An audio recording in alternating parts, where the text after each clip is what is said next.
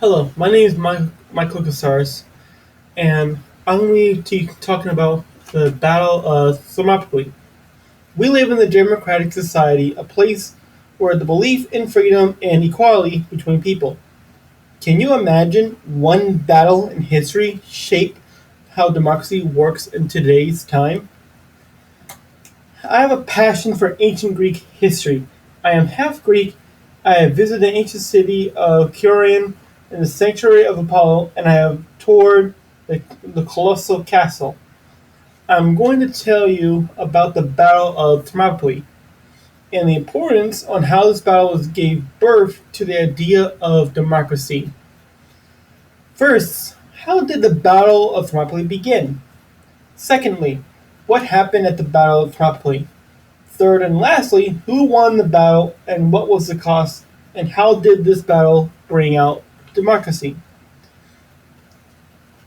How did the Battle of Thermopylae begin? The Greek city-states of Athens and Sparta did not want to rule by someone that was not from their lands, and to tell them how to live. As a result, the Greek city-states of Sparta and Athens realized they would need to work together in order to prevent the Persians from ruling over them. Xerxes took over his father's oath to capture all Greek city-states and march his army in 492 BC. What took place at the Battle of Thermopylae? The Greek army was led by the Spartan king Leonidas. Leonidas gathered 300 of his personal Spartans. This could be where Hollywood got the movie name for 300. Leonidas led 7,000 unified Greek soldiers. The Greek soldiers carried a 2 1/3 meter spear weapon called a durin, and a 30-pound bronze shield called a hoplon. They wore bronze breastplates and greaves, a type of shin guards, and a helmet. The Greek soldiers fought in the phalanx formation, a rectangular shape of soldiers where they carried their shields in front of them and they pointed their druid outward and thrust ramming, mowing down the enemies down.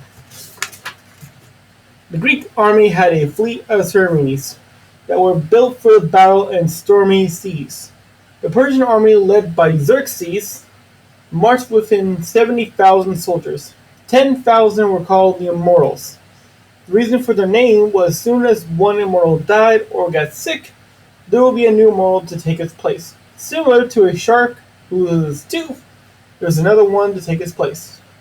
The Persian army wore armor made of leather or cloth. Soldiers carried short spears and daggers, and shields made of wicker. The Persians also had a fleet of tyrannies, but their ships had to stay close to the shore and sank in enemy seas. Stormy seas. The Persian army outnumbered the Greek army by both men and ships. On the first day of the battle, the Greek fleet captured 30 Persian ships and sank many more. The Persian army and the Greek army met at the pass of Thermopylae. The pass was only 50 feet wide, with one side of the pass having tall cliffs and the other side had the sea. The Greek army stood at the pass in the phalanx formation. The Persian army lost many lives, including the Immortals, while the Greek army had a few lives lost. On the second day of the battle, the Greek fleet destroyed a fleet of ships from Turkey. The turning point in the battle was when the Greek soldier named Lepidus, a defective Greek soldier, he told Xerxes how to go around the pass and to surprise the Greek army. On the third day of the battle, King Leonidas, finding out about the betrayal of Ephialtes, led 100 men to cut off the Persians. King Leonidas was heavily outnumbered. He told his army to retreat, while him and a few of his Spartan soldiers stayed behind to hold back the Persian army. King Leonidas was killed. His body was crucified and his head put on a spike.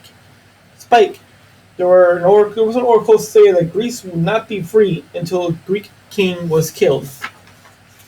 The Greek fleet also suffered a great loss that day. The remaining ships sailed to Athens to evacuate the city.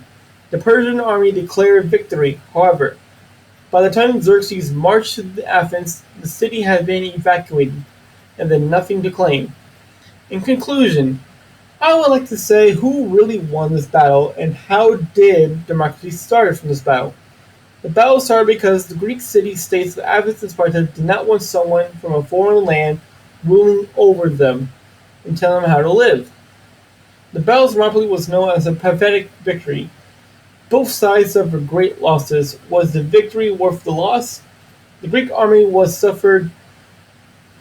The Greek army was better armed, wore better armor, and were better trained. The Greeks had ships that were built for fighting. The Persian advantage were their numbers. They outnumbered the Greeks' army from 10 to 1. The Battle of united all Greek city-states to become what is known as Greece. All the citizens stood together for the idea of a place where beliefs in freedom and equality were all called democracy.